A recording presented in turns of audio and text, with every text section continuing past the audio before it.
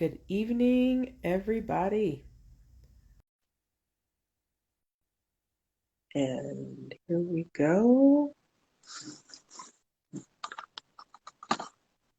Good evening. I can't see you. Are you there? Are you looking for me, Mary? I sure am, dear. Where are you? I don't know. Oh, you know what? Wait a minute. Ah, Okay, there there I am. Oh you my are. God. There's your beautiful face. I'm like, oh my God, it's a black screen. When am I gonna pop up on there? Oh my God.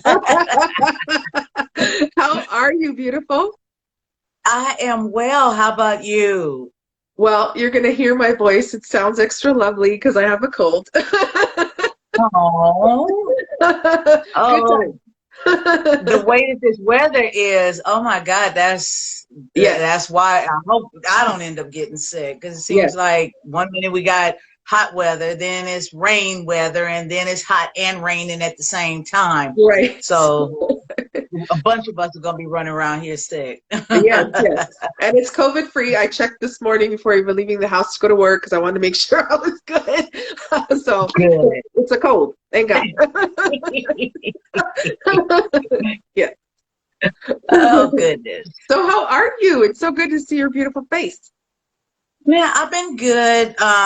Trying to get back out on the poetry scene again because once COVID kind of shut everything down, I hadn't been getting out, and then I had done a couple of the Instagram and Zoom open mics. And then, I got busy with work, and then I started working on my album. So Mhm. I didn't really have a lot of time to dedicate to that. So I was really trying to get that project going and get it completed. Right, right, right. Oh, well, I understand. I understand. Those are that's priority. We got to take time to ourselves to do what we got to do to get things done. That is true. Yes, That is true. yes. So I want to read your bio first, and then we'll get into things. Okay. So Lala DeVille is a writer, poet, spoken word, and rap artist from Compton, California, who has graced stages all around the Los Angeles area. She has been a featured poet at SWAM, Spoken Word Art and Music, the Griot Cafe, Smokescreen, Art Life Gallery, Lyrical Rhythms, and the World Stage, just to name a few. She toured Chicago, Illinois as a featured artist in venues such as At Ease Sundays, Epic Night Open Mic, Talk to Me Thursdays, and in Las Vegas, Nevada. Featuring in Vocal, Voices of Chicago, Cali, and Las Vegas.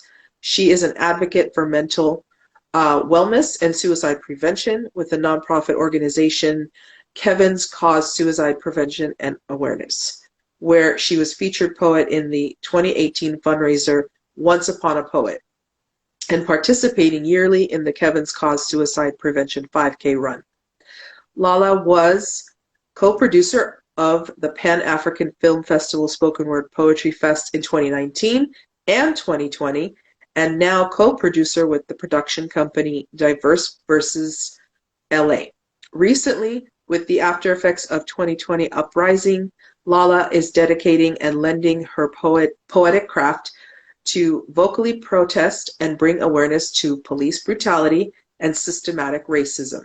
She hopes her words will help bring on change, peace, healing, and become a huge voice of activism for persons of color. She is the author of 3 poetry books, The Last Yesterday, 31 Days of Mood, and Love's Conception, all self-published through her own publishing company, Everybody Media. She is creator of her blog, The Journal of Lala, and now the CEO of her own baking business, DeVille's Bundt Cakes, and more. Wow. Oh, So amazing you are. You are amazing. no wonder I'm And so tired. I'm doing too yes, much. yes, yes, absolutely. Absolutely. And that's exactly why I had to have you for National Women's Month, because you're such a phenomenal woman and you do so many wonderful things. And that's what's exciting about you. I love the creativity in your heart and in your soul. Like every time I see something new on Facebook or Instagram, and I'm like, you go, girl. Because it's like I love it. I love it because that's the way we should live our lives. Like every Right. day is an opportunity to be creative. Every day is an opportunity to seek out something we haven't done before and do it. Like, because we miss out on a lot of stuff. And sometimes people don't live out their dreams. They don't live out their full desires in life. And they're like, oh, I wish I could have done this, or I wish I could have. Well, why didn't you? What was stopping you? Right. You were stopping you. It's you. At the end of the day, we That's make true. time for what we want to make time for. And yeah, so that's what I love about you, because it's always like, what's next? Like, I'm going to do this and I'm going to go after that. And that's the way life should be lived. So bravo to you. Thank you. Thank you. Yes. Yes. Yes. So I'm going to start with this question first. I usually wait and go a little later, but I just want to peek in, just because of the things that you've done. I want to just ask this question. What would you do, let's just say in the next open mic you go to, and someone will be sitting there that happens to have, like, pretty large bank account. Let's just put it that way. Let's just say they decide, you know what, I like Lala. I really enjoyed what she shared tonight. I want to invest in her. And that person comes up to you and says, it's a female or male, it doesn't matter, says, I'm going to give you $10 million. What would you do with it? What would I do with $10 million? Oh, I'm trying to think. I know pay some bills, pay the house note up, a couple of months, what have you.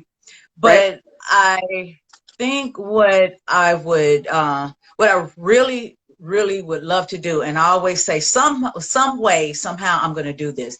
I would love to go into a market or a Walmart or Target and do the random act of kindness thing, to where I'm in line and here's someone got about $300-400 worth of groceries. And then it's like, you know what? I'm going to take care of that. So I know once I pay a couple of bills, then I definitely would do that, because I see videos where people have done that. And it's just the joy that they have brought a person by doing that. And then, here's this person, like, okay, I got to get these groceries, and I only got $499 in my pocket, and I'm just hoping I don't have to put anything back. And then in order for a stranger to come up and say, I got you, then it's like, man, they could take that money and do something else with. So I would love to be able to be in a position to where I could do that at least one time in my life. If I could get to a point to where if I had the money to do it maybe once a month, I would love to. But just the joy in knowing that I would be able to do that for one person, one time before I leave this earth, would really be rewarding for me. Right. So that's what I would do with that. Yes. Paying it forward is such an amazing, concept, but it's also doable, because sometimes we think we have to come up with something so big, but it could be something small, and it could make a huge difference in somebody's life. It's like that. There's this a radio station that I listen to, and it'll say, oh, it should be like a Pay It Forward Wednesday or something, and like you pay for the person in front of you at a drive-through. And it's like, okay, that's cool. It's an idea. It's a pay it forward. So that's any little thing could make a huge difference in somebody's life. So yeah. That is true. Yes. That is definitely true. Yes. So tell me, who's your all-time favorite poet? Let's see. Well, I have several. My favorite poet that I could say is, let's see. I love Sonia Sanchez. I love Sonia Sanchez. She reminds me, her poetry kind of reminds me a little bit of how I write.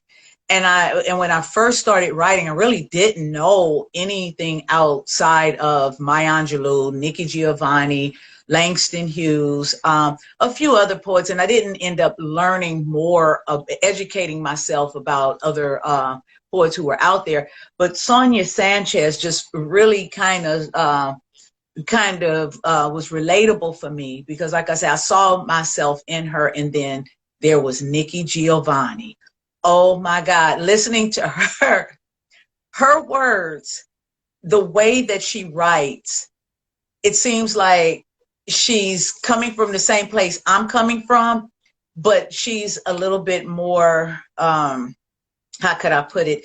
She's a little more reserved with it. Me, I sometimes get a little erratical because that's just my nature. I'm, kind of loud and very strong-willed in my poetry. But I can see that in Nikki, but she doesn't have that I'm trying to think of the word.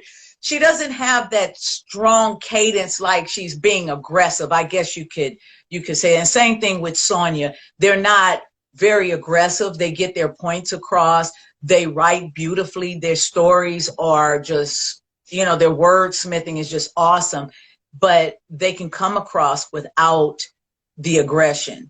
Me, on the other hand, that's just me. So that's my style. But I do see a lot of myself in them. So those are my two favorites right there. Okay. When did you know it was your dream or passion or even vision to be a poet, writer, and performing? Oh, I've been doing it for so long, Mary. I've always written. I was always really interested in creative writing, and I've been writing, little short stories and little songs and little poems probably since maybe 6th, 7th grade. And then once I got into, I believe it was probably the 9th grade, that's when it was either 8th grade or 9th grade when Run DMC came out with their first CD, album at that time.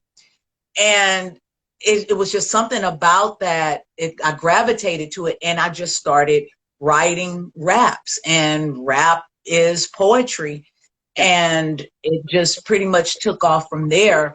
And then once I started performing poetry, performing my rap, then it kind of took a life of its own. And even though that went from, I'll say 1985, clean up until 1993, I rapped, I performed, I did, at that time they called them EPs, but they call them mixtapes now.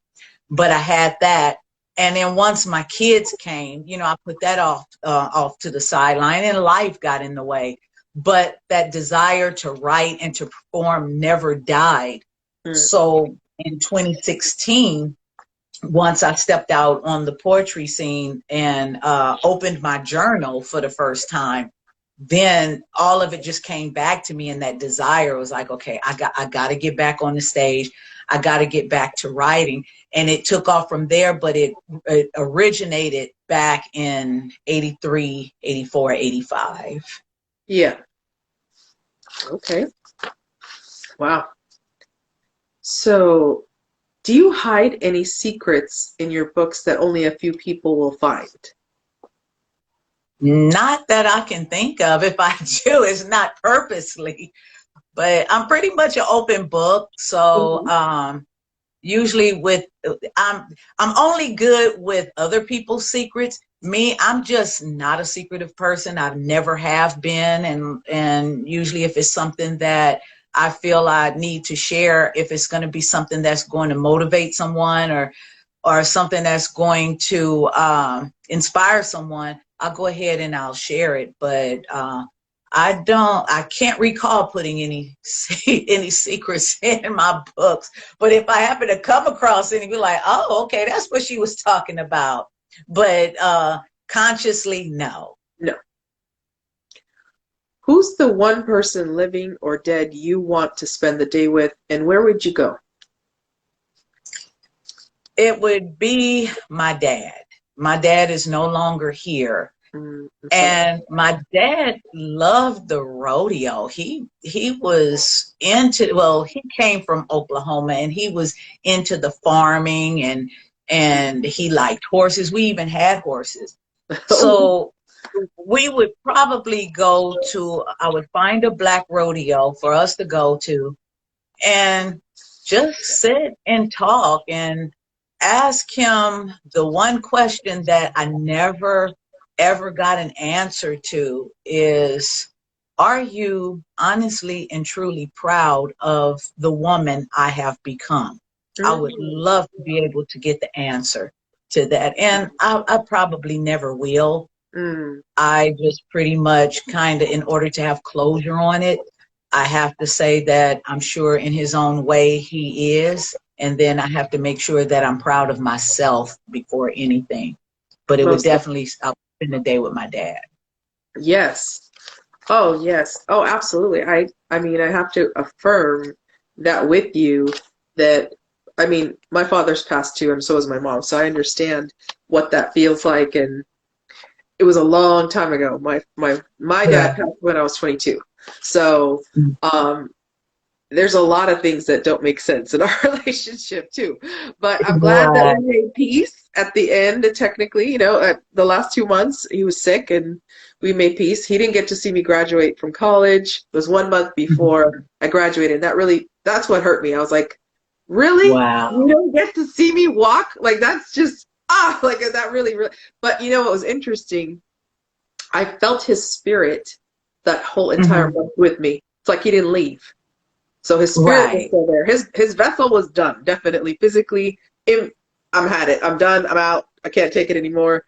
But yeah, Right. spirit wise, he was with me that month. I felt him that entire month. I felt him on that day walking down, to get my diploma. But it's just very interesting. But yeah, I needed that. And that was important that he was there, in spirit. So I can tell you and affirm with you that he would be proud of you because you're such an incredible woman.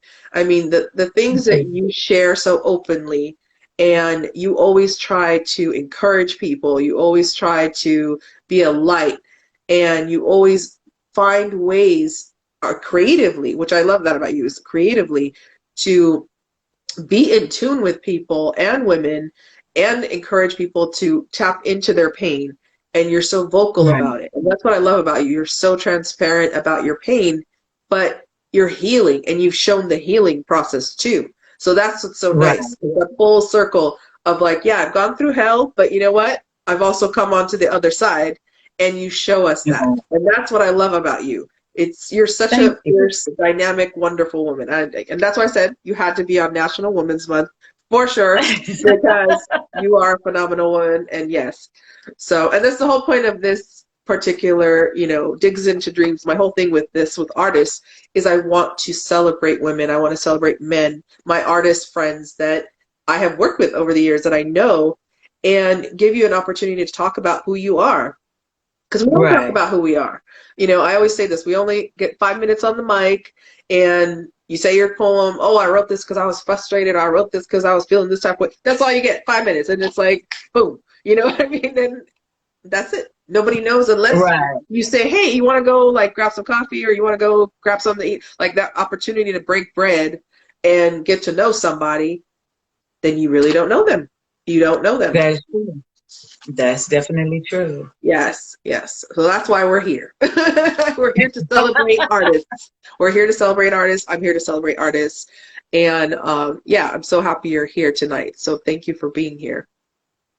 Oh, you're welcome. Yes. And so let's see. Let's see what other question. Oh, yes. Okay. This is one of my other favorite questions. So, what pilgrimage have you gone on with your writing? Hmm. Good pilgrimage. Ah. Yes. Probably, I say when, who, I say, I think with the writing, I think by going to Chicago, that opened a door for me that allowed me to see that I could step outside of Los Angeles and outside of California and spread the word in various places. When I went out there, I was there for 9 days, and 7 of those days, it was just feature after feature after Yeah. feature. And I learned some things from the people that I met. I watched different poets. I watched how poets do it in a different state as opposed to LA, because it's similarities, but yet it is quite different. Right. So the pilgrimage of going to Chicago, being able to spread the word, and then I was even on one of the the radio talk shows as well. It was just, it was really powerful, and it was just amazing being able to take my work out there, do my thing on the stage, and meet new people. That was really awesome. And the whole mindset of when I came back, I had the feeling of, okay, I need to start working toward venturing out, traveling around, being more vocal, doing more events outside of just poetry. Yes. Yes. And so share some of the other creative artistic ventures that you've gone on, as far as what you create with your crochet, with your baking. I want you to just kind of elaborate a little bit more about your business. Okay. Well, I go through, it depends on the moods that I'm in. Because if I'm feeling very anxious, then I'll write. So that's where a lot of the writing comes from, out of my anxiety. Or if I'm frustrated. When I'm in a very joyful and pleasant mood, and I'm just feeling like, oh my God, all the blessings are just raining down on me, that's when I'm in the baking mood, because I feel like as I'm baking, I'm just creating edible love. Yes. And the same thing with crocheting. I, feel this joy. And then with painting, sometimes if I'm feeling a little confused and I can't really seem to get my bearings on, okay, what is it that I want to do right now? It's not it's not anxiousness, but it's just, I don't really want to feel bored. So I'll just desire to paint, and then just start drawing or start painting. So it's just so many different things that I do. But like I said, they come from different emotions.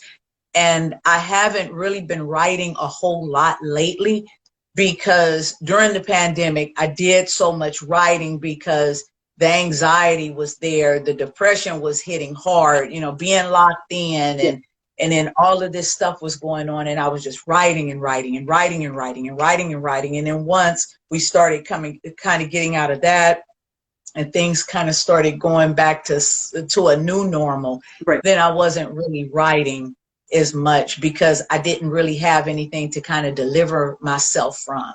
So that's when I levitated more toward the baking.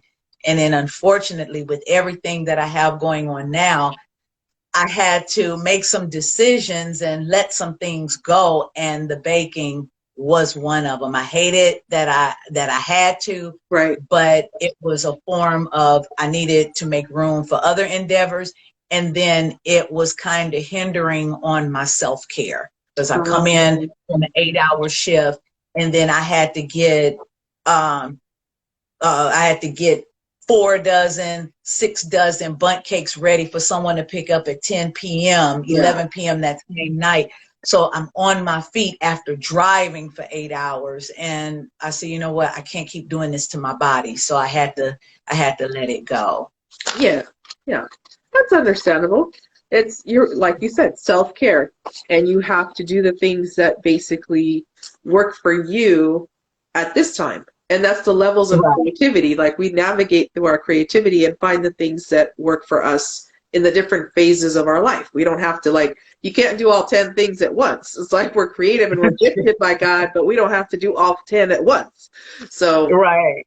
Yeah, that's perfect. You're picking the right season for what you want to work on, and the rest, when you want to come back to it, if you want to or don't, then that's up to you. Yeah, that makes sense. That makes sense. So this is my I always like this question too. This is one of my favorites. So, what would you tell your younger self that you wish you knew? Don't give up. Stop listening to the naysayers Yes. because they're not they're not trying to discourage you because you're not great. They're trying to discourage you because they are not great. They haven't tapped into their greatness. So you keep pushing. Don't give up on your goals. Do Yep. not give up on your dreams. Amen to that. Yes, I agree with that. That's right. That's right. I completely agree with that. That's what I preach too, because it's true. It's true. People Right. will try to stop you from doing what you need to do, and those are the gifts and talents you were given. So you need to just jump on it and do what you need to do without letting all those negative voices get to you. But yeah, Right. absolutely. Absolutely. So, fun facts. Top three Okay. favorite genres of music, foods, and colors.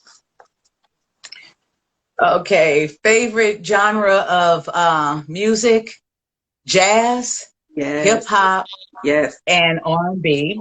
yes. My three favorite foods: donuts, Okay, tacos, and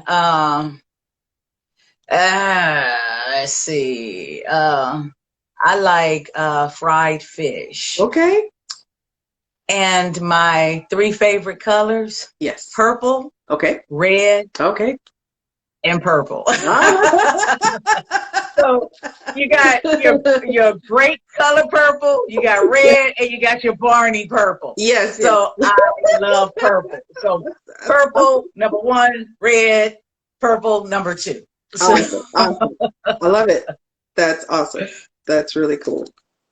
So, oh yeah, I want to ask you too because you did say donuts already, but I'm curious. What is your favorite, your three favorite desserts? my three favorite desserts is you got me there because I love dessert, period. I like strawberry and black walnut ice cream together. Ooh, I like okay. those two Ooh, together. And I like lemon cake okay. and peach cobbler. I love peach cobbler. Okay. And the ice cream, the strawberry ice cream with the black walnut ice cream, that and donuts is always a reminder of my dad because my dad used to always he worked nights. So when Okay. he came home every morning, he had Winchell's donuts. Then he would buy thrifty ice cream and he would get the pint. And instead of getting a pint of one flavor and a pint of another, he'd get one scoop of one and one scoop of the other. And then he would let me have it. And then the two flavors mix. So I eat those together. So if I go to Baskin Robbins and you have strawberry, but you don't have black walnut or the other way around, it's like, okay, Can't I'll do get it. something else. I have to have those two together. It's like that's a staple in Lala DeVille's edible repertoire. That's So awesome. glazed donuts and strawberry and black walnut ice cream. Those are that's those they slap. They slap. That's awesome. That's awesome. It sounds like a good combination. I have to try it sometime. Okay. Yes. So now I would love to hear, well, I'm sure not just me, but I'm sure that we all would love to hear is some of your wonderful poems. Okay. Let me pull one up because it's been so long since I actually performed until I have to relearn these pieces over again. So this one is on my debut album, Lala DeVille's G-Funk Poetry. Okay. This one, so a lot of people probably remember this one because this is one of my signature pieces, and it's called Sisters Out Cheer, which is a call and response to Derek Brown's Out Cheer. So it goes like this. Sisters, we out cheer broken, like mosaic heartbeat and shattered soul. Mm. drunk off our own expectations that we'll find us a man who will help heal our brokenness, when in reality, he has no idea how to heal his own broken bones. Sisters, we out here desperate, settling for less, being second best, while convincing ourselves that being a side piece to a piece of a man is better than having no man at all, accepting the scraps of love he throws our way that will eventually swelter into the reduction of our self-worth. And somewhere between adolescence and womanhood, we lost our way. And having no GPS to lead us into the right direction, we allow other people's perception to lead us to the definition to our own meaning. But at the end of the day, we have to define ourselves on our own, because at the end of the day, we're the ones left having to look at the reflection of our own inner dictionary.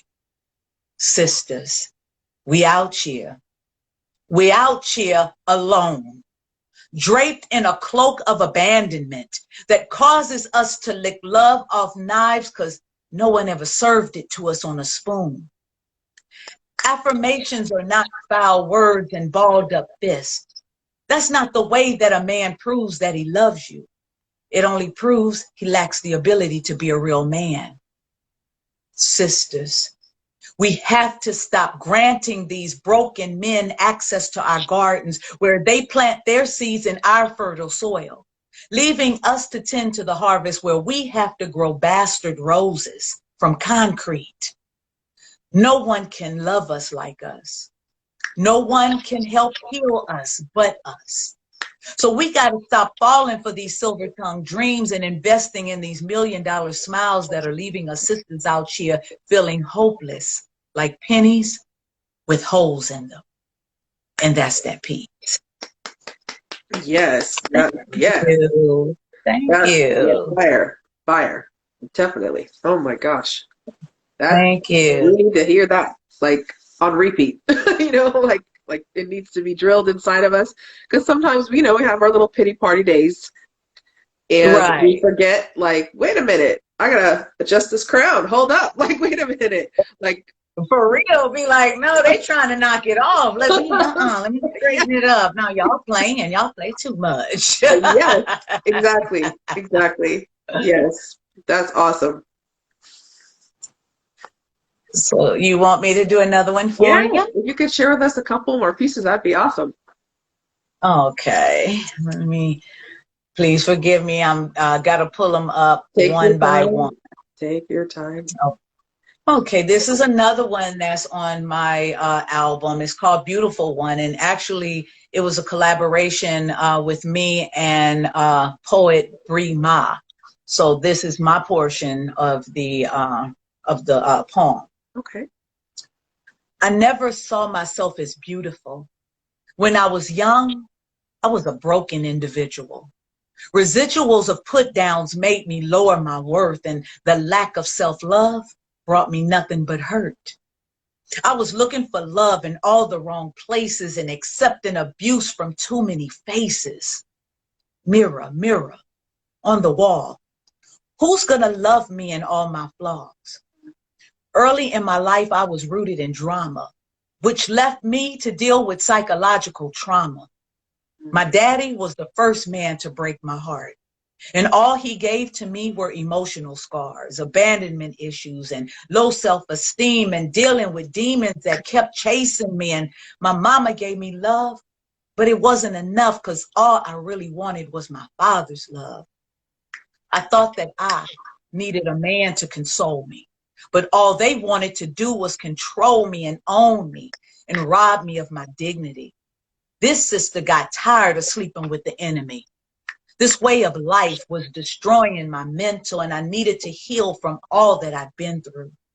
I took a deeper look, and then I found my glory. It's the end of my pain, but not my story. And after self-reflecting, I found a reason to smile and found the inner peace I hadn't seen in a while. Tapping into my divine femininity, I refuse to invest in the negative energy. I'm standing in my confidence, wearing my crown, and no one on earth could ever stop me now. I fully understand that I am the salt of the earth. Before I love someone else, I got to love me first. And that's Yes. that piece. Yes. Thank you. Absolutely. Thank you. Yes. Yes. Yes. And this one here, let's see, is I wish I had them all in order. And they don't want to come up right away. Okay, this one is also on, well, all of them I'm doing from my current CD. This one's called Don't Call Me Strong Black Woman. Okay. Calling me a strong Black woman is not a compliment. It is a title given to us, boxed inside expectations that weigh us down. We are not superheroes, yet we are branded with an S on our chest, forced to steer clear of the kryptonite called failure. Black women aren't supposed to fall. We're expected to stand tall, and during the whole time of this masquerade ball, we wear a mask, colored with yes, we cans and I got this. All the while, we're withering away in our own silence. We have no choice to prioritize the cruel balancing act, song and dance and one-trick pony show they look to us to perform. We are tired and filled to capacity with fluids of frustration, but you'll never know it, because showing any inkling of weakness will paint a negative picture of us. And how dare we make ourselves look bad? When was the last time we could just be ourselves without ridicule and disgusted stares because we don't look or act like Becky with the good hair? They label us strong, yet they want us to be submissive. And if we're not, they deem us undateable, seeing us as unmarriageable, and Lord forbid we set up boundaries, then we're considered unrelatable. So we're damned if we do, and we're damned if we don't. Black women are the only women who are supposed to be strong. And that right there is where society is dead wrong. We're tired of being the ready-made martyrs they make us out to be. So on behalf of all Black women, I am here to say it is not okay to be strong. However, it is okay to fall apart. Then we pick ourselves up and construct ourselves anew. So the next time they call you strong Black woman, let them know strong Black woman is not a compliment. It is the hardest job that we have. And it is a job that is slowly killing us. And that's that piece. Yes. Fire. Seriously. Thank you. Thank you. I felt that one was needed because we hear that all the time. That, you know, strong Black woman, you're a strong Black woman. And we carry a lot of weight. And, you know, after a while, it gets to a point to where we can't do it anymore. So it messes with our mental health because you're constantly focused on remaining strong. I want to be strong. I got to stay strong. And then when we can't carry that, then, you know, we just fall apart. So we have to learn to stop giving ourselves 100, giving everybody else 100%. Because if we give everybody else 100%, what do we have left for ourselves? So you can't keep filling a cup if you're empty. So you have to refill yourself. Yes, that's absolutely the truth right there. And that's something we don't talk about enough. We don't talk about it enough. We don't remind each other enough because you're right. There's this need to keep the front, like keep serious and like, okay, I got this, and you got to pretend, you got to put your face on, you know, and it's like, well, like you said, you have to be able to be vulnerable enough to step back and say, okay, wait, I need to pause so that I can deal with what I need to deal with so that I don't fall apart and become completely depleted, because that's what we do. You end up being depleted because we give and give to everybody else, but we're not giving to ourselves. We're not nurturing ourselves. And we forget that whole point of you have to give from your reservoir, not from your cup. Your cup has to be filled and stay filled, and then from the overflow is where you give. But yeah, we forget that. We're not reminded of that enough. That is so true. That is very true. We're not taught that either as kids. Like, we're not taught that even in our homes. It's just the way, like, our parents grew up and stuff. It's survival mode. and they didn't have all the answers in their relationships. And just how they brought us up. That's how I feel like, yeah, I don't feel my mom or my dad, just the way they taught me to live life. I'm completely different than my whole family. I really am, a lot of ways. But I can say I took a lot of my mom's kindness and compassion as a person. There's a lot of beautiful qualities she had, but there's just things and beliefs, because I was brought up here versus they were brought up in Cairo, Egypt. It's completely different, their mentality about life and people. But yeah, it's just night and day, my thoughts compared to theirs. And so, yeah, our self-perception as women of color, we don't get enough respect. We don't get enough opportunities to really breathe and just be. Right. We don't. We really don't. That is true. Yeah. So I have time for another one? Yes, please. Okay. This one is also on the CD and is called Her Story. I actually wrote this when I was invited for a church event during Black History Month a couple of years ago. So I was always partial to it. So I said, I think I'm going to go ahead and include it on the CD as well. Nice. So this one is Her Story. I have Sojourner standing in my truth. Coretta walking with Martin in my dream, and the resilience of Flojo in my sprint. I am her story, a Black woman born a scribe who lets the documentation of my ancestors bleed from my pen.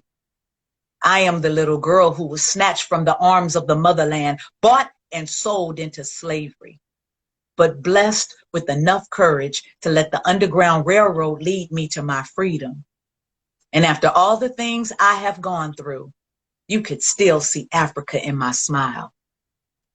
The grief of Mamie Till resonates in my heart. An open casket refresher course on how the more things change, the more they stay the same. Now, I've watched history repeat itself as if the movement is going backwards. I guess that's why I keep calling Emmett Till Trayvon Martin. Until we overcome, I'm going to stand by that Mississippi River because I know a change gonna come. And no matter how many of my sons they take from me, they will never take away a mother's dream. The vision of Madam C.J. Walker grows from my roots, giving me permission to believe in myself. Grandma's hands greased my scalp with our lineage, made from the sap that dripped from our family tree. She braided prayers inside the twist of my hair, making sure Jesus would always be with me. And whether my skin be blackberry molasses or vanilla bean Creole, I was still Black, but a woman first. And it was my God who told my grandma to tell me, no matter what they say, they can never convince me that my Black ain't beautiful. I carry the power of Assata Shakur and Angela Davis in my fist, clutching my plight to fight for the respect of my people. I have the blood of Black Panther pride flowing through my veins. And it doesn't matter if I protest with Huey or take a knee to boycott with Kaepernick. I will never stop fighting for what I believe in.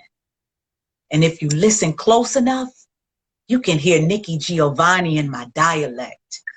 Maya Angelou stirring in the core of my soul, and it is there where she planted the key to unlock the cage that can find the bird who could sing with a voice strong enough to kill a mockingbird.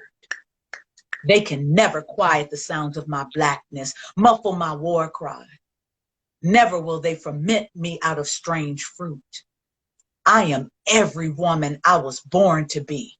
And every Black woman they never expected me to be.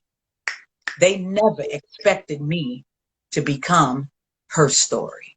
And that's that piece. Yes. Beautiful. Thank you. Beautiful. Beautiful. Wow. Powerful. So needed. So needed. It's so good. Oh my gosh. I'm so this feels so good. Just, I get my own private, performance. It's so good. Granted, we're sharing it with the world, but still, at the same time, I take it for, that I get to enjoy your awesome work. So thank you for sharing. That's amazing. Oh, you are welcome. You are welcome. Wow. Poetry means so much to me because what's so crazy is you write these things, and it's personal things that has fueled these words. And then you go out and you perform, and then that one person walks up to you and they have tears in their eyes and they're like, oh my God, I feel Yes. like you wrote that piece about me, or you Yep. expressed how I was feeling. And you're thinking to yourself, like, it's just a poem, but you have to stop and think back. What was it for you when you purged it? Right. Your pain created this, so you're able to pass this on because you're telling someone else's truth that Yes. maybe they don't know how to put those feelings and emotions into words. And it took Exactly. me a minute to kind of think about that your words are really touching people. Yes. And it was Yes. just because I remember, I had people to come up and they just hug me and they're just boohooing and crying, and I'm like, okay, Yes. what did I do? Did I say Right. something wrong? And it's like you Yes. really touched me with that, and especially with some of my older pieces. I have one that's called The Reservoir, and I Hate You So Much right now. I don't perform those anymore because they're kind of triggers for me, and I Mm. figure until I'm ready to mentally to perform them again, I'm just going to put them off to the sidelines. I may or I may not ever perform them again because I'm in such a better place now, till I feel like to dig those pieces up. Especially I Hate You So Much right now, because that one I vowed that once I was in a better place, and now I'm in a very healthy relationship, there's Right. really no need to dig that is a very toxic piece for me, Right. and I don't want to spew that. So that Yes. one may probably never see the light of day again. I don't know if the spirit may move me to perform it, or to add it in a book, or to add it, Yes. to a feature or what have you. But right now, that definitely is a piece that I don't think that I'm like, okay, I think I'm going to dig this one up. Now that one, I'll leave the toxicity out, Yeah. somewhere else on that old journey that I was Yes. once on. And Yes. I want to create pieces to where I'm displaying, the pain that I'm going through, or the struggles that other Black women or women of color are going through. But Right. I want to do it on a more positive, on a positive aspect, more so than going to the negative, because it's enough negative out there. There You can is. scroll social media, and There for one is. positive post, you're going to have 50 of them where they're all negative. And I True. don't, I don't want to be a part of that. I really don't. I don't want the negativity in my life, and I don't want to contribute to it to be in someone else's life. I don't want anyone else's energy picking up on my negative energy. So I just try to refrain from it if Right. possible. And if I do post or say something that is, negative, then I'll reflect back and, like, you know what, I was coming from a hurtful place when I said this. So I'm going to take this down, because I noticed like a lot of my memories will come up, like in Facebook. Some Yeah. of them I end up deleting them because I'm like, I don't need that energy out there anymore. So I just, try to remain positive. And, I don't want anyone to think that, oh, she's just happy all the time. No, I have my moments where Right. I'm feeling very, very aggressive. I'm feeling upset. Those are the times where I just kind of fall back and I may write, or I don't go on these negative rants like, oh my God, just like the situation that's going on, what happened with Will Smith and Chris Rock.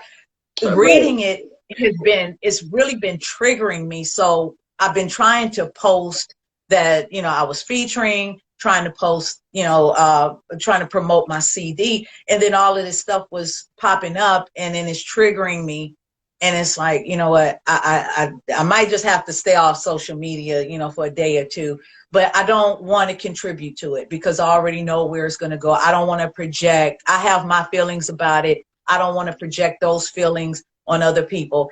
And I definitely don't want to get into a argument with people Yeah, because you already know what's going to happen. So I right. just, stay out of it and Right. try to post about something else pertaining to, what I'm trying to do and the messages Yeah, that I'm trying to spread. right, right. And that makes Mhm. sense. That totally makes sense. I mean, we as writers definitely go through so many waves in our emotions, in our Right. anger, our frustrations, our deep pain, obviously, that we write, because that's what we're taking our pen to release what's Right. inside of us. We're trying to get that out so that we can heal. That is the purpose. Like, we Right. know that once we get it out, and once it's been spit out, like on a mic too, a couple of times, you start to feel better because you finally Right. released it out. Your voice is now out. It's out. I've said it out loud. Someone heard me. I've been heard. Like, it's important to do that because you're trying to process that pain. And that's what we do as artists. We're trying to process our pain and release it. But by the 10th or 15th time, if you use the same piece, that's when you finally like given away that power. Like, okay, this is not Right. really bothering me anymore. I'm not even thinking about that anymore. Like, I'm not even there Right. because you've healed. You've started to move into a path where you're like, okay, I'm good. I can keep going now, and you can put that away. So I'm with you on Right. certain pieces being that you don't need to touch it because you're good. But it does trigger. I agree with you because in my second book, If My Body Was a Canvas of Words. So there's some poems I wrote in there that when I actually wrote them, I I really went in deep in thoughts that I never ever really thought I was gonna spew out. I just never thought it was gonna happen.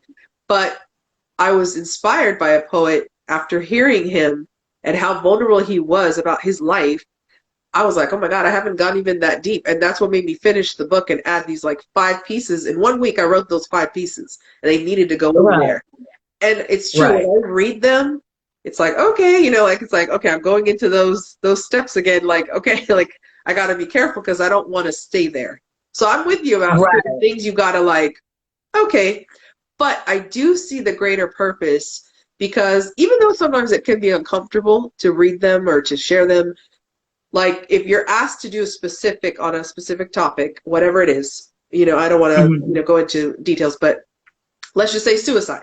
Let's just say rape. Let's just say, depression, whatever, those heavy topics. I'll just name a few just to give examples. But then it is important for us because we were given that gift and we were given that voice to write that poem that we know it is so necessary for someone to hear what we wrote about it. Because, like you said, Right. someone in the audience needs to hear that from us. That is true. That's the healing part. That's the part where we Right. have to realize, okay, I wrote this there's a bigger reason why I wrote this poem. It's not Right. just because of all that I went through. It was because I have overcome and now I need to help someone else overcome. Right. That is so true. And that's where, when I was saying that spirit moves you, Yes. um, because if someone does invite you to perform for a particular event, and then okay, I have to pull that poem out. Yep. So at least you can mentally prepare yourself for it, and you go ahead and you definitely do it Yeah. times like that, yes. But like I was saying, just to pull it out of the archive and like, I think I'm gonna go to Oh, the mic and I'm gonna do this, like, no, no. we No. leave it. We don't talk about Bruno. Yeah. We Yeah. don't talk about the Bruno poem. Right. So Right. it has its time. It has its time and place. It But does. like I said, with the I hate you so much right now, that one would probably work with anything pertaining to domestic violence. That is the type of poem that is, and that's probably when that would definitely come out, because it was actually, I think I was in a therapy session and my therapist was stating that if you really you want closure, but you can't because this person is no longer here for you to tell them how you feel. So you get a chair and you pretend that you're talking to them. So when I wrote this, that was basically how I was telling this person how I felt, even though they no longer walk the earth.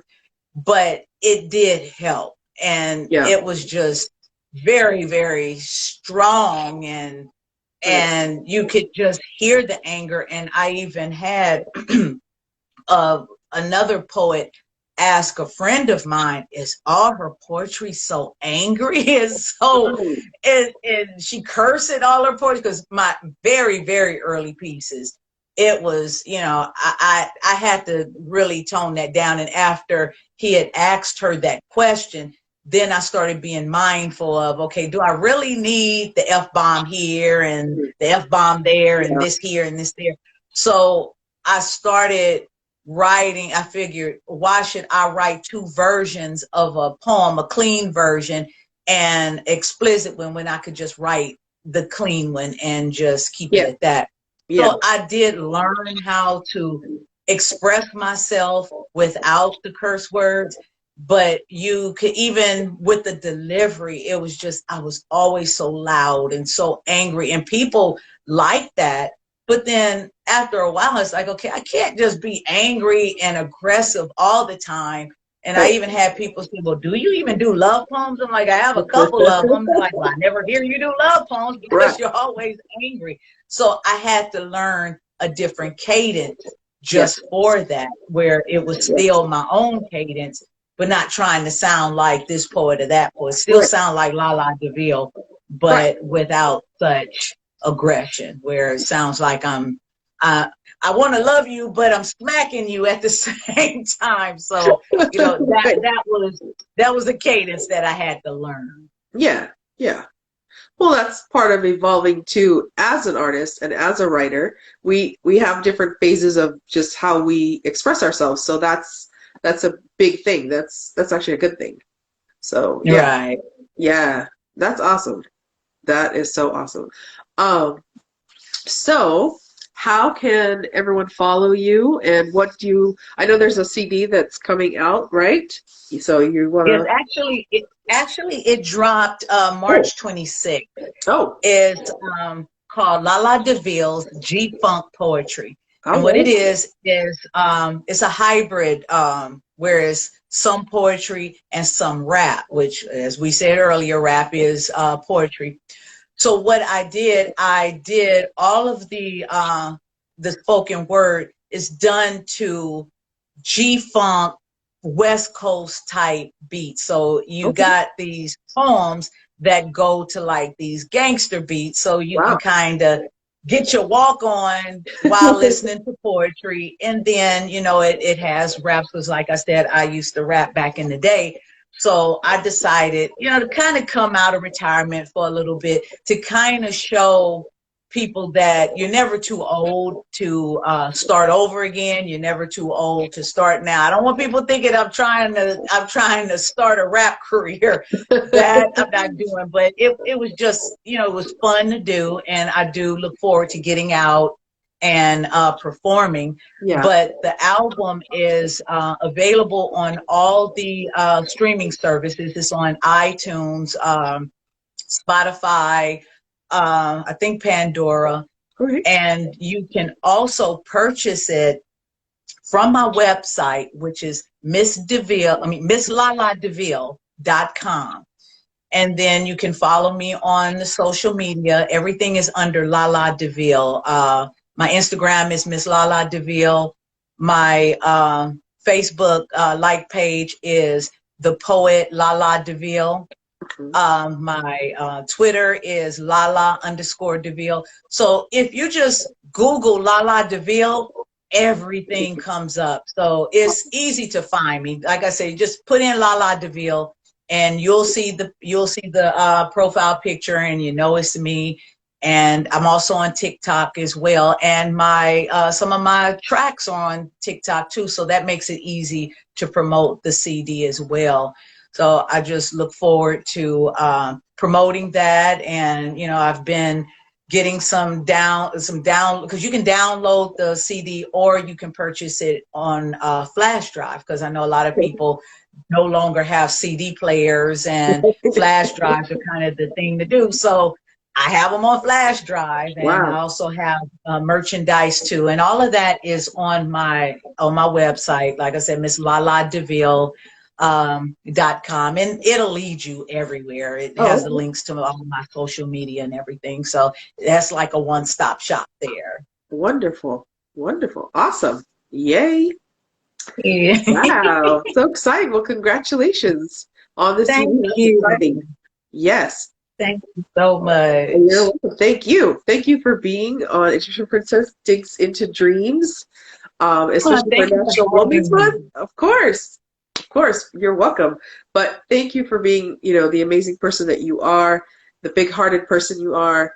And I mean, seriously, you're just one of my favorite talented sisters.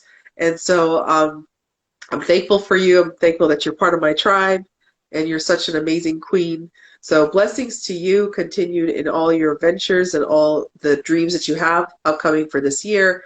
I hope continued success in all your endeavors. Blessings to you. Thank you, and the same to you, because you are so amazing too. I love you. I love you too. Thank you. I appreciate it so much. I do. I take all that good energy and I take it. So thank you. Oh, thank Yeah. you, as you should, and I take it as well too, because we have to look out for each other. Because I am definitely my sister's keeper. Yes, you are. Yes, you are. Yes, you are. Yes. Well, blessings to you and blessings to everyone for joining us tonight. We had a blast. And thank you for listening to me with my crazy cold voice. So, Oh, you sound beautiful. thank you. So, but blessings to everyone. And we will see you in the new April. In April, I'll see everybody for National Poetry Month. I haven't decided when and whom. I haven't decided on everything yet, but you will see me in April. So, yeah. All right, and I'll Oh, be tuning in. yes, but we're closing out with the wonderful Lala DeVille. Please follow her on all her platforms. Follow her, Google her, and you'll see all those different platforms to find her. Thank you so much for being here, and we will close out. Good night, everybody. Good night. Thank you, and good night. You're welcome.